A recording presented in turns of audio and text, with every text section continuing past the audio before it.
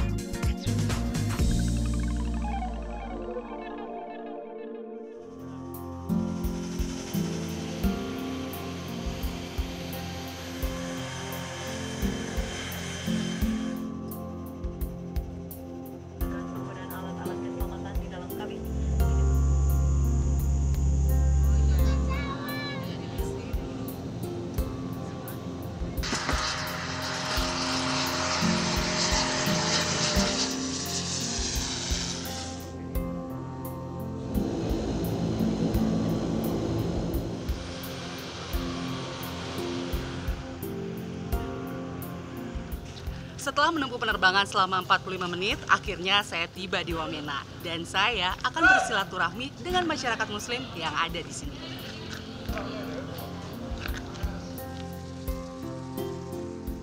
Berada di tengah pegunungan Jayawijaya, Papua, Wamena dianugerahi alam yang menakjubkan. Untuk memenuhi kebutuhan hidup sehari-hari, masyarakat Wamena memilih untuk berkebun. Tanah yang subur membuat segala jenis tanaman panen dengan sempurna, termasuk kol dan wortel yang menjadi komoditas utama untuk diperdagangkan.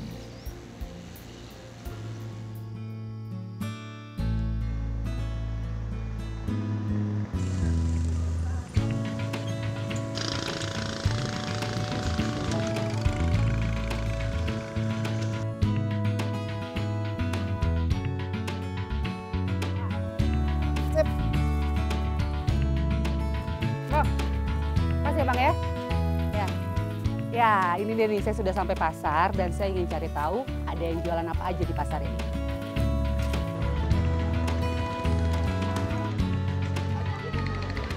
Pasar tradisional Jibama, disinilah masyarakat Wamena menjual hasil kebunnya.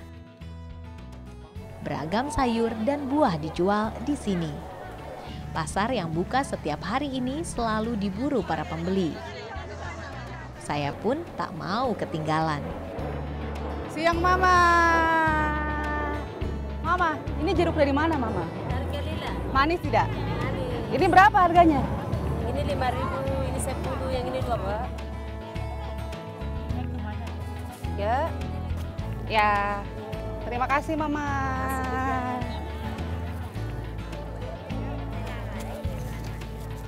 Siang Mama.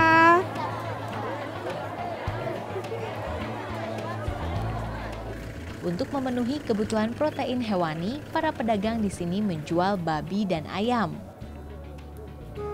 Babi dijual dengan harga 20 juta rupiah per ekor.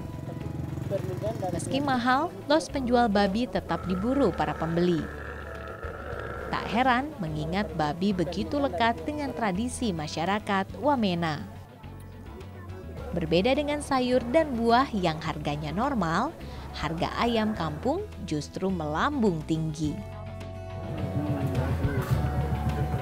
Dari pagi 2 ekor. Berapa itu harganya? 1 juta? 2 juta lebih.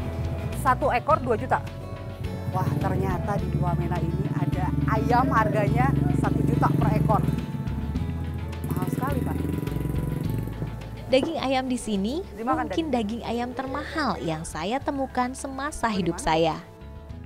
Harga yang mau tak mau jadi masuk akal mengingat perjalanan ayam ini yang harus dibawa dengan pesawat terbang.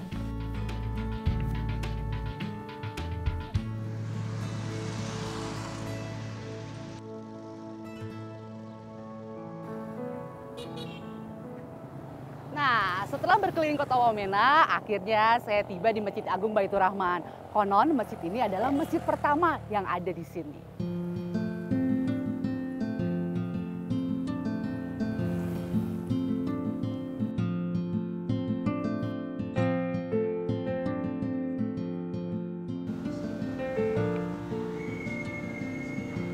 Itu dulu petugas-petugas kita dari TNI, Polri yang datang ke Wamena karena mereka memerlukan masjid dalam jumlahnya banyak, itu akhirnya mereka bangun masjid di sini dalam keadaan sederhana.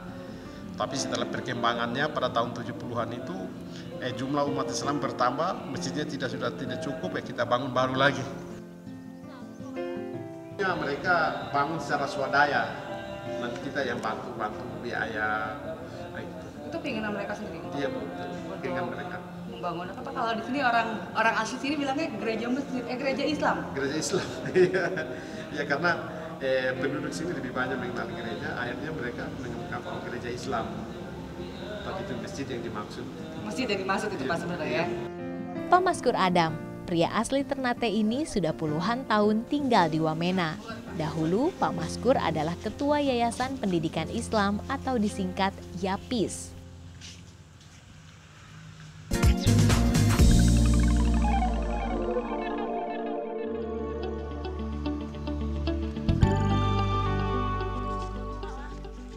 Walesi, inilah tempat kelahiran Merah Sugun Aso, tempat yang menjadi saksi perjuangannya dalam menyebarkan Islam. Karena aksinya, kini sebagian masyarakat Walesi telah beragama Islam. Untuk menghormati jasa leluhur mereka, nama Merah Sugun Aso pun digunakan untuk satu-satunya madrasah ibtidaiyah. Berjarak 9 km dari kota Wamena, masyarakat desa Walesi yang bermukim di daerah pegunungan mengandalkan hasil kebun untuk memenuhi kebutuhan hidup sehari-hari. Setiap pagi, para ibu rutin mengunjungi kebun mereka.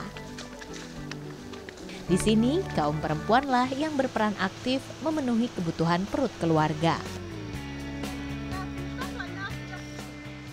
Bersama Mama Minah Aso dan Mama Arafa, saya mengikuti langkah mereka menuju ke kebun. Saya mau kemana dulu, Kak? Itu dulu. Nah, boleh? Iya, boleh. Puluhan ubi jalar berhasil dikumpulkan. Hari ini memang berbeda dari biasanya. Para ibu mengumpulkan lebih banyak ubi jalar atau hipere untuk pelaksanaan tradisi bakar batu sore nanti.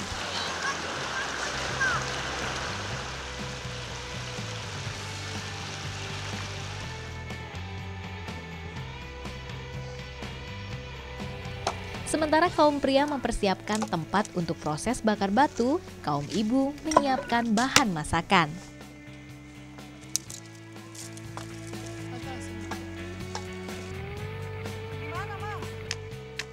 Semua rempah dihaluskan.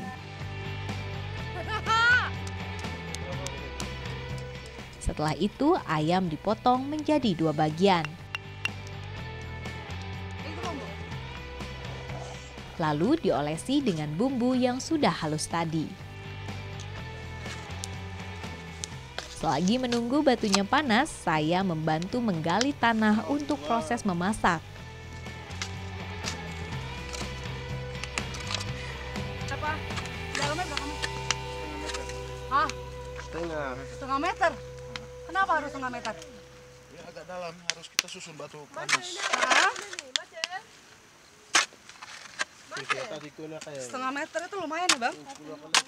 Masyarakat Dani itu masak di kubur ini ada beberapa macam bahan makanan yang akan mau dimasak. Jadi yang mau dimasak ini bukan hanya sekedar bukan hanya sekedar hepere, tetapi juga ada. Jadi nanti itu dibuat tingkatannya.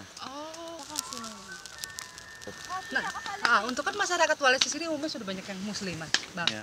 Nah, ini gimana Bang pengganti babi kan? Bakar batu babi gitu. Babi itu menjadi nilai ekonomi orang Balim yang sangat sangat penting sekali dalam kehidupannya. Tetapi begitu kita Islam sudah masuk, sehingga masyarakat itu pola hidupnya sudah mulai berubah. Dulunya kita mengkonsumsi babi, orang-orang tua kita. Setelah generasinya itu sudah masuk agama Islam dan mempelajari Al-Quran, mempelajari tata cara syariat daripada Islam, sehingga anak-anak itu dan generasi kami menjelaskan kepada orang-orang tua kita sendiri, sehingga perubahan dulunya kita bakar batu itu menggunakan babi, tetapi dagingnya kita sekarang rubah dengan ayam.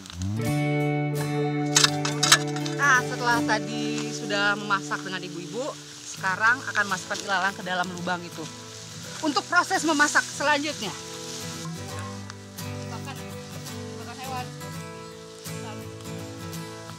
Untuk menjaga makanan tidak langsung menyentuh tanah, maka kolamnya diberi ilalang terlebih dahulu.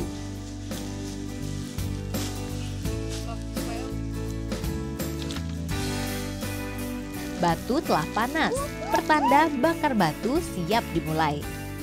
Lubang ini kita harus semburkan air agar uapnya keluar ya. Dari batu itu kan panas. Jadi uapnya keluar, masakannya dimasukkan, jadi cepat matang.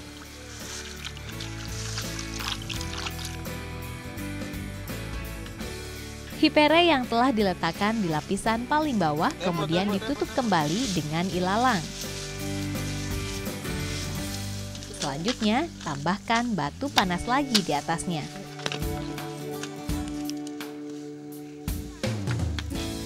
Untuk lapisan berikutnya, masukkan sayuran hijau. Setelah itu, ayam yang sudah dibumbui tadi ikut dimasukkan. Proses terakhir adalah menutup kolam yang berisi masakan. Jangan biarkan uap menembus keluar, karena inti dari proses bakar batu adalah menjaga uap panas tetap di dalam agar masakan matang dengan sempurna. Tak hanya itu, batu yang digunakan pun harus batu kali agar panasnya tetap terjaga dan dapat dipakai berulang kali.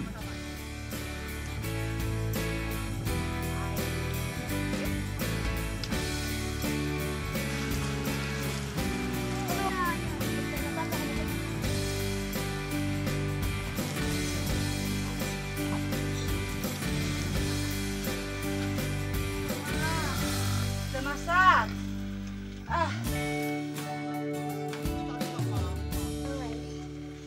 Sudah matang hiperenya. Ya, terima kasih.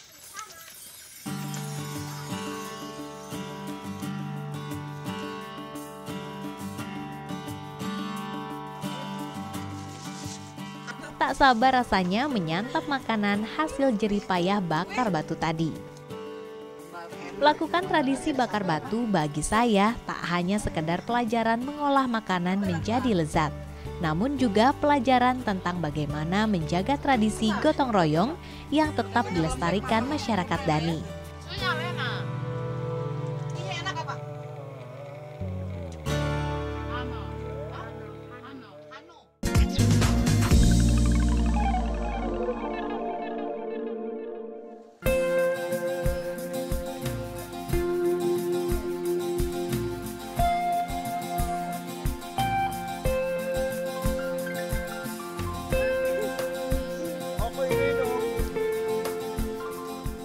Dani adalah suku yang bermukim di pegunungan tengah Papua.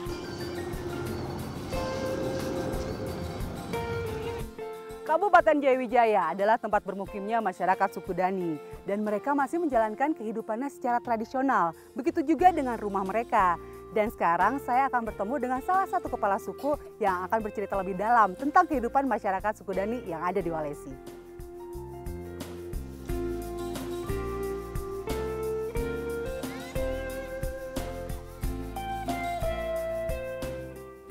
Assalamualaikum, Pak Sadik.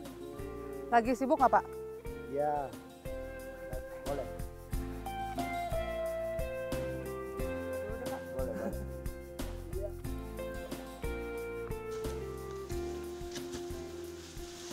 Aduh Bapak, kecil sekali. Ya. Saya cukup nggak ya Pak? Pintunya memang kecil, Bu. Coba tasnya dulu, Ya. baru saya Pak. Masuk Pak. Mari, Bu. Assalamualaikum. Waalaikumsalam. Aduh. Iya Pak, pintunya berapa nih Pak? Ini nggak sampai 1 meter aja, nggak sampai juga, Bu. Nggak sampai 1 meter? Ya. Kenapa begini Pak? Habis lantarannya kebiasaan dari turun-menurun kami punya nenek moyang dulu, memang sudah diukurkan seperti masalahnya angin, Bu. Di Wamena ini kan terlalu banyak angin, jadi kita biar pintu dapur perempuan, laki-laki semua kebanyakan yang kecil-kecil gini. Tidak sama dengan kayak di rumah-rumah sehat kan yang besar, tapi ini sudah memang adat kita sudah begini. Jadi yang generasi yang menerus kami ini yang sekarang juga kita bikin honai ke apa dapur seperti ini, pintunya memang sangat kecil-kecil begini semua, Bu. Pak, ini kan honai ini hanya untuk laki-laki ya Pak? Iya benar, ini untuk honai khususnya laki-laki aja. Untuk laki-laki. Untuk honai laki-laki? Iya. Nah saya boleh masuk ini nggak apa-apa nih Pak, perempuan? Perempuan sebenarnya tidak boleh masuk. Cuman ya kalau memang ini kami biasanya kalau honai adat itu memang nggak boleh. Tapi kalau honai begini boleh dimasukin para perempuan, anak kami bisa masuk. Tapi yang nggak boleh? Yang honai adat itu memang tidak boleh. Honai adat? Ya. Perbedaannya apa Pak? Perbedaannya itu ada honai adat itu kan ada harta kekayaan alam untuk orang Jawa itu kan sudah ditaruh di tempat satu honai adat itu. Nah, jadi itu terkecuali mungkin mau bikin hari-hari besar, orang sakit apa gitu baru kita semua dimasukin di honai adat itu. Baru boleh Pak. Boleh begitu. Dan perempuan tidak boleh nginap di honai ini. Ini nggak boleh, Bu. Khususnya cuma anak-anak dengan laki-laki dan orang-orang tua kami. Jadi perempuan nggak boleh masuk terkecuali laki-laki perempuan mau antar ubi ke honai untuk ada tamu gitu baru diantar ke honai. Oh, boleh. Boleh. Nah ini honai ini kan terbuat dari ilalang ya Pak ya? Ya. Atapnya itu Pak ya? Alang-alang. Alang-alang. Ya. Alang-alang kering atau? Yang basah, Bu. Yang basah. basah. Ya kami cabut yang basah.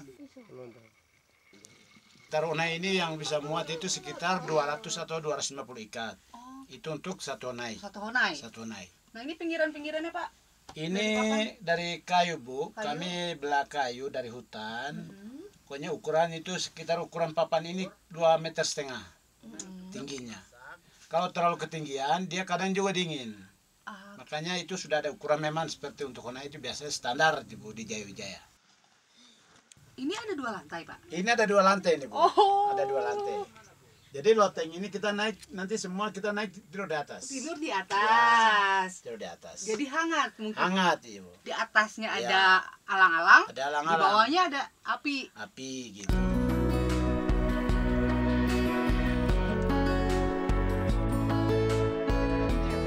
Tak hanya tentang honai, Pak Sadik Aso juga bercerita tentang betapa indahnya toleransi beragama di antara masyarakat Dani yang mayoritas memeluk agama Islam dan Nasrani. Kami antara kerukunan umat beragama di Walesi. Jadi di sini di Walesi ini ada berapa titik gereja ya? Ada gereja Katolik, Kimi, Protestan, dan Islam. Jadi ini kalau hari-hari besar itu kerukunan itu kami memang sangat utama sekali, penting. Jadi kerukunan ini kami tidak pernah antara gereja dan gereja tidak pernah baku marah itu nggak ada. Kerukunan ini kami diutamakan sekali. Ada kalau kita adakan kegiatan Isramirat itu pasti kita undang ke masjid. Dan mereka datang Pak? Mereka pasti akan datang dengan kepala desa dan mereka itu berombong-ombong, mereka akan menuju ke masjid, kita akan duduk dan mereka pun diundang, kita ke gereja pun kami juga hadir.